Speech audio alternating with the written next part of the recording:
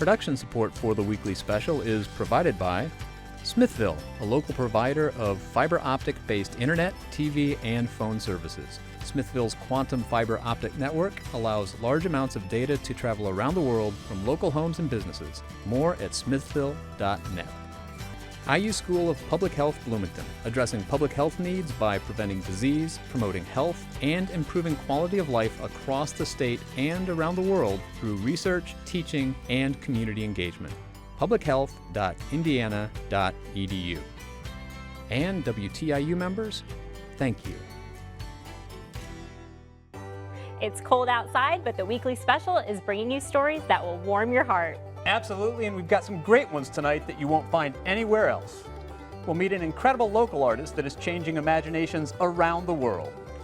Explore a medieval tradition transforming the fiber arts world right here in Indiana. Welcome Earth Eats Annie Corrigan for some great Thanksgiving inspirations.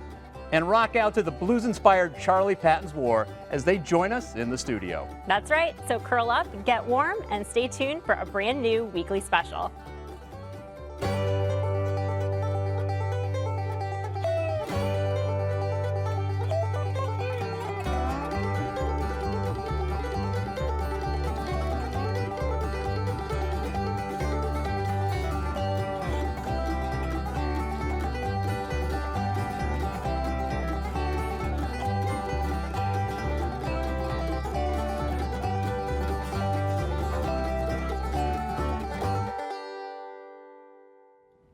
Hello, I'm Daryl Neer. And I'm Erica Sagone. So this week, many of us saw the first snowfall of the season. And Daryl, do you remember as a kid how exciting that first snow was? I do, waiting for the school cancellation so you could build a snow fort, have a snowball fight, hot cocoa. Yeah, yes, I remember it well. I remember all that. Well, I'm sure this next story will definitely spark that childlike wonder. Prepare to enter a new world in our latest expression segment.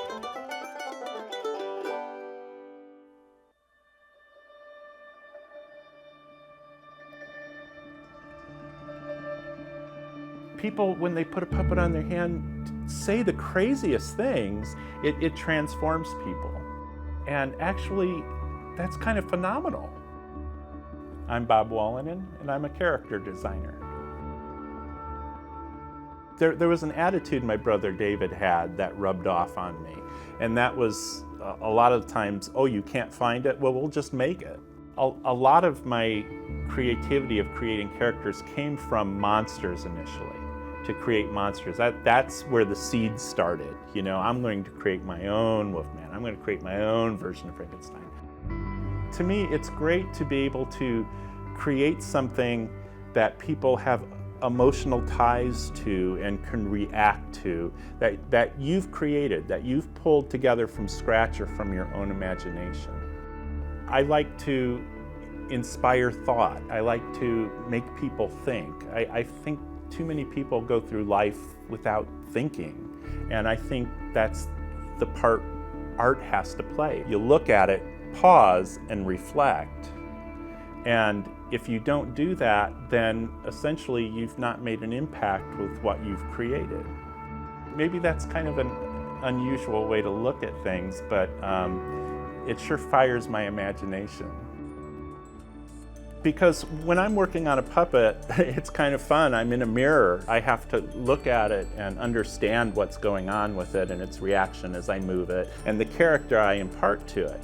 So you get this frame of mind while you're doing that, and then somebody else takes it, and then the expression's different, the way the character moves is different, even the voice. Sometimes they'll impart a perfect voice for this puppet, one that I couldn't even imagine. And it quite literally completely changes the character. It's the heart that's within the actual puppet, its movement, its voice, its character, all the little nuances that make us as individuals different are imparted into these puppets, and it's just amazing.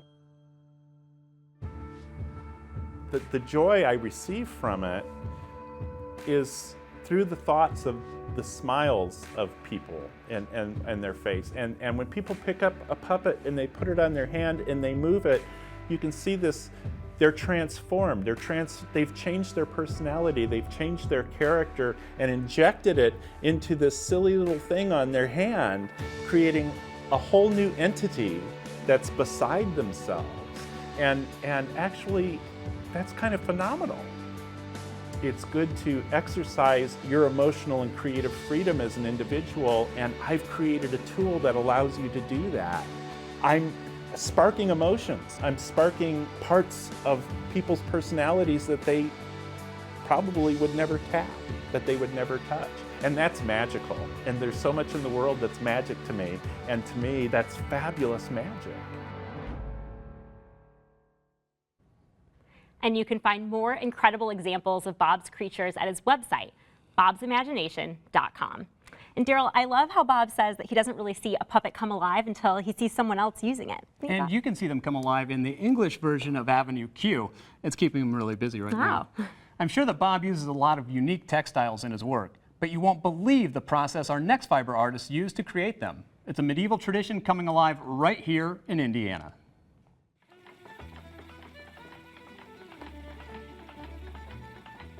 There's a rhythm to spinning. There's a rhythm to needlework. If you listen to knitting, you hear that clack, clack. It's a musical kind of thing. And when I'm weaving, once I get started, something that happens that takes over. And I think it's, for want of a better word, the gods blessing us with we're doing good work. I have an ancestress who spun and wove in Scotland in the mid-1700s. Interestingly enough, between her and I, nobody spun and wove.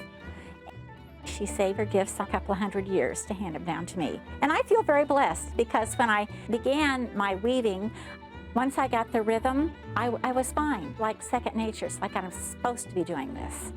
The Waulkin got started because of a way to actually process loosely woven cloth into a more cohesive blanket-like structure. If you would take just a piece of cloth and just stand in one place and pound it, that place would become pounded. The rest of it would just become loose. It would not become cohesive. So what they do, they grab a piece and it's pound and pass, pound and pass.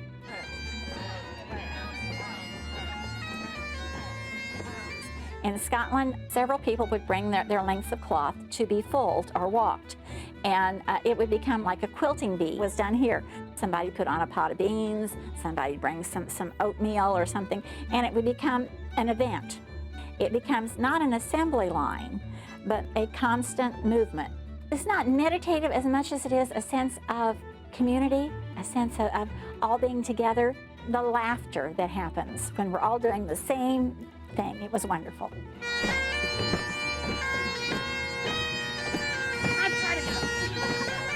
Producing your own wool is a tremendous thing. It's so wonderful to be able to think, okay, this sweater came from Annie, this sweater came from Maven. It's important we understand where our clothing comes from because nobody knows anymore. We don't buy from the neighbor down the road. We don't buy from grandmother on the corner who produces sweaters. I think people today have lost tactile. I don't think we understand the different textures. I don't think we understand getting wet and having fun, you know, other than in a swimming pool. In our world today, it's all plastic and acrylic and fake. And working with wet wool is a real thing. We can't change the whole world, and I have no intention to do it.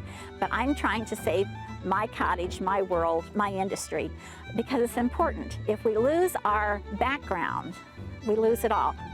The more technologically advanced our society becomes, there's always going to be this nucleus who needs to connect and who needs to have some tactile something about what's really happening in America and what's really happening here, and the fact that, okay, I drove down the road to the local farm and I bought this yarn and now I'm making this sweater or whatever. I just think that's pretty cool. You can keep up with all the activities at Donna Jo's farm by visiting her Facebook page. And if you want to experience an event yourself, check out sheepstreet.com for the latest information. Well, I think that the Waulkin is such an incredible tradition, and I'm really glad that we got to take a peek. And speaking of traditions, we are here with Annie Corrigan, who's going to share some great Earthies inspirations for the holidays. Welcome, Annie. Hi, glad to be here. Great to see you. So, Thanksgiving is 2 weeks away, and so of course today we've got to talk turkeys. And tell us where Earth Eats is going to be taking us today. Shacked Farms. It's a farm just outside of Bloomington. They're raising hundreds and hundreds of turkeys. Part of what we do at Earth Eats, help people feel closer to their food. So as you said, it's turkey time, so we're going to see how turkeys live before they become Thanksgiving dinner. I realize that may be a little morbid, thinking about turkeys having to die for our meal, but the farmers at Shacked Farm, Mandy Napier in particular, keenly aware that she's raising these birds for food. Wonderful. Her goal is to give the birds the best possible life they can have before they become our food. All right, well, let's take a look.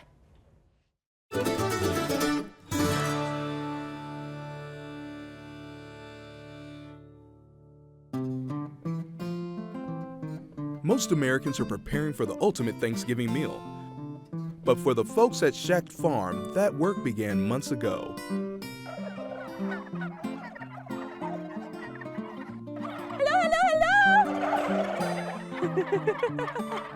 Aren't they awesome? I can't decide if they're like the cutest things ever or like the most ridiculously ugly things ever. It depends on the day. And for owner Mandy Napier, it takes a lot of days and a lot of hard work to raise 650 turkeys. When the farm was started, the only formal education I had was a master's in social work, which was not really all that helpful in this. So I spent a lot of time reading and talking with other folks. One thing that we did that was very wise was to start small. Right now I have 1,000 laying hens. When we first started, we had 25. So starting small, and in that the freedom to try a lot of new things, a lot of different things to see what worked best for us.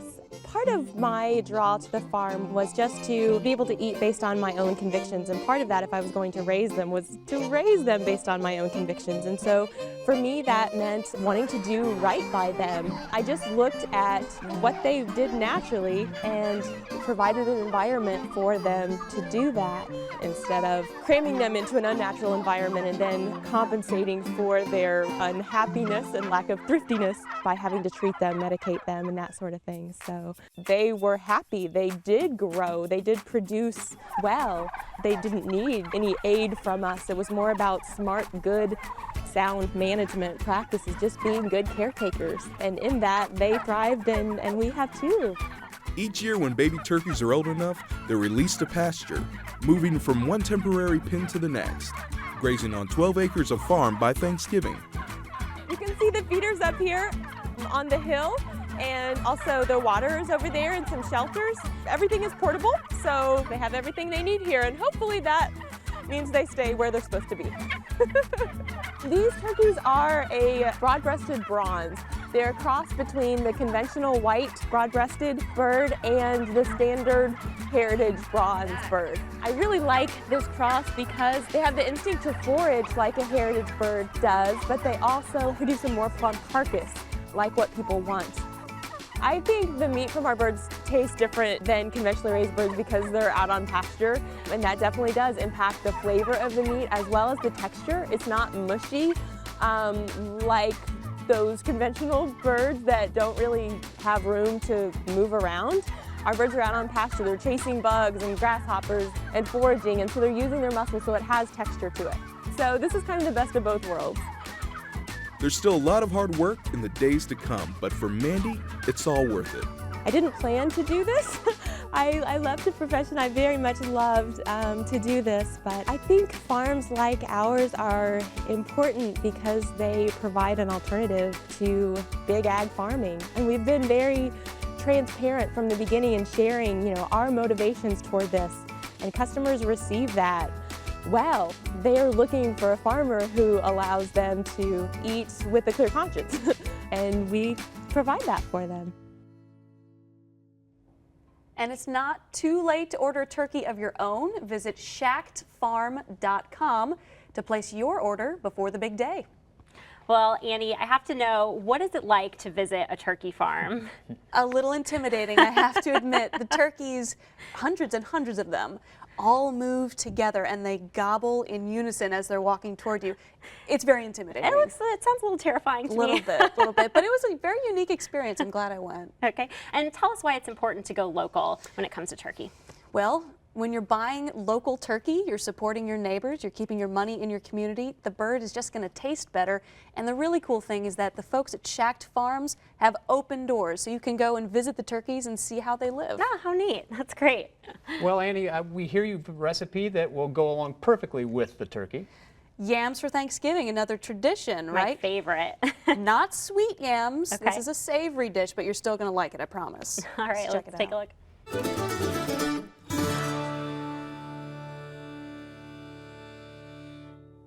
We're going to talk yams today, and what usually people think of as yams are Thanksgiving yams, and they're sweet potatoes basically.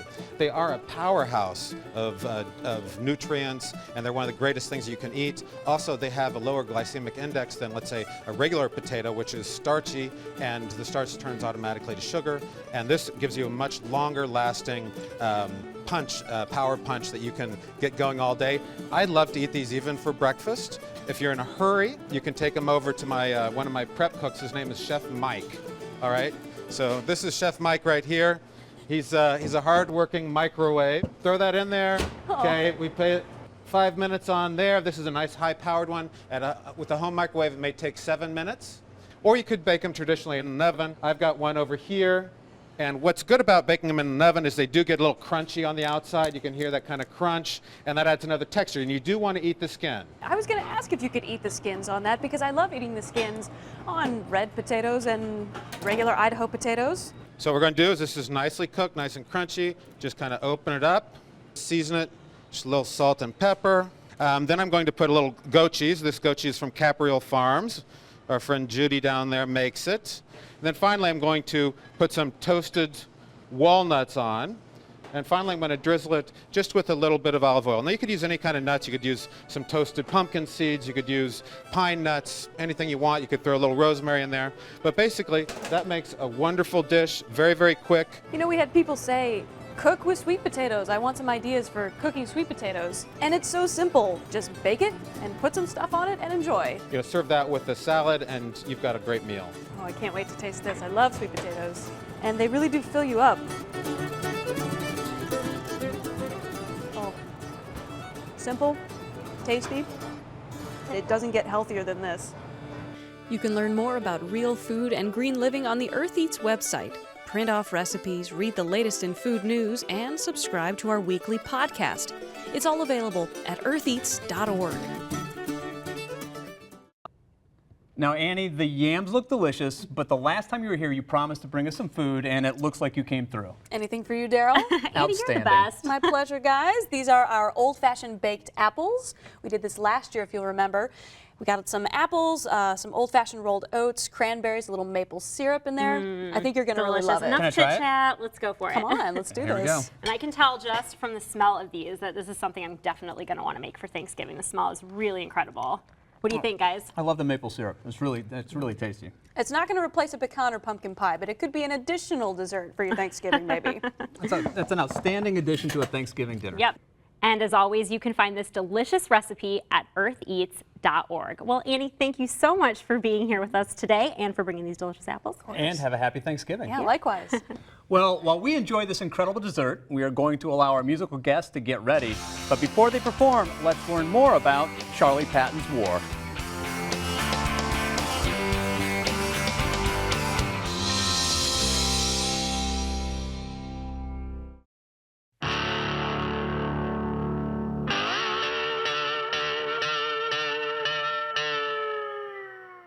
If you don't care about your music, why should anyone else? And we really try to make it clear that we take a lot of pride in what we're doing and we care about it a lot. We try to walk a line between grittiness of garagier, basement sort of oriented music that we love, but also, put our schooling to good use and get some production value too on the music that we recorded. This last album was recorded, mixed and mastered entirely by us, and it was recorded in our basement. We're all recording arts majors. Yeah, we just want to give some character to it. We don't want to make it sound like it was just recorded on a computer. And for the most part, we try to use some old school gear. Yeah, we have old amps, we have some tape decks we use. Growing up, you know, I listened to a lot of classic rock, but also I really loved hip-hop music. And so you trace it back and say, what were they sampling? And so you get to soul music, and then you trace that back and say, well, what were they listening to? And then you get to gospel, and you get to blues, and you get to country too. And you trace it back far enough, and it's all American music. And what we love is American music. You can hear that in, you know, the groove, and how, you know, sometimes it's sort of laid back. Using blues as a jumping off point and sort of go a little bit to, you know, the soul side, a little bit to the country side, you know, a little bit just like straight up rock and roll. There's a little punk in there too. A little punk, yeah, definitely. I think there's something timeless about those sounds that are reflected in the music that we listen to, and trying to sort of create our own interpretation of those sounds. I had received a grant to go to North Mississippi Hill Country and conduct some ethnographic field recordings in the region. To me, it sort of struck me as kind of like the Wild West. I collected about 10 hours of interviews and songs. If I have a recording of a guy playing the broom, just scraping it on the wood floor and singing, a guy playing a wire nailed to the side of a house, to get to do that was a really cool opportunity to sort of see the home of the music that we love. Taking that back home with me to Indiana was really cool, because I sort of got to synthesize the North Mississippi style, which is, it's not always who plays the fanciest, but it's who grooves the hardest. Our style of music in specific, like the blues, rock kind of, there's not a lot of that around Bloomington. I think the thing we pride ourselves most on is our live shows. Just seeing us play, I think, really gives people a chance to see how we really are. A really important part about live shows is the groove and to get people dancing. That's really what we want to do. We don't want people just standing there. We want to be having fun on stage too. Our bandmate Blake, when I see him play, first of all, it's unbridled joy and yelling. There's a lot of yelling on stage in just a rowdy way. I think I just want to take it for what it is and enjoy it for what it is, enjoy playing music at this level with the people that I'm playing with.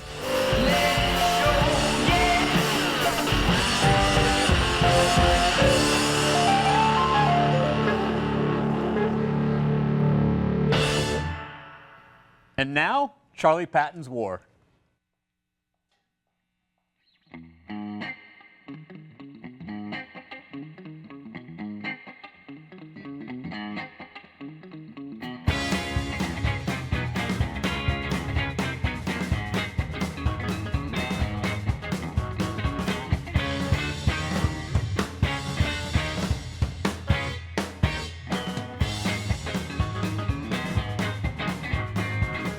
Driving down Road Highway 39. Won't be back till Sunday. What I should find, 'cause I don't know. I don't know, baby, what you know. Maybe someday I'll find God in a paper bag.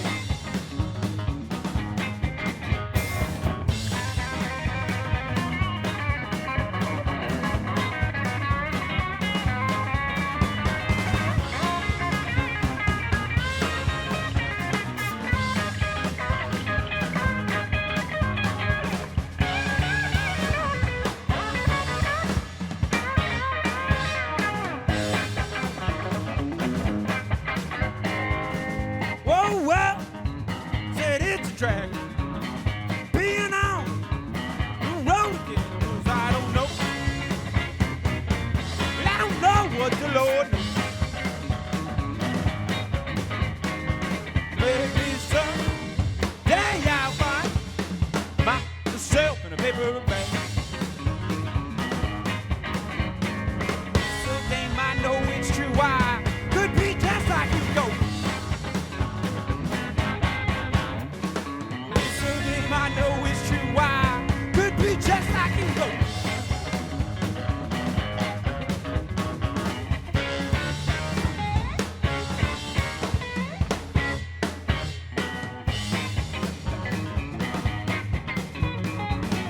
Driving down Road Highway 39. Been on it for an hour now, but that's just fine, 'cause I don't know. I don't know, baby, what you know.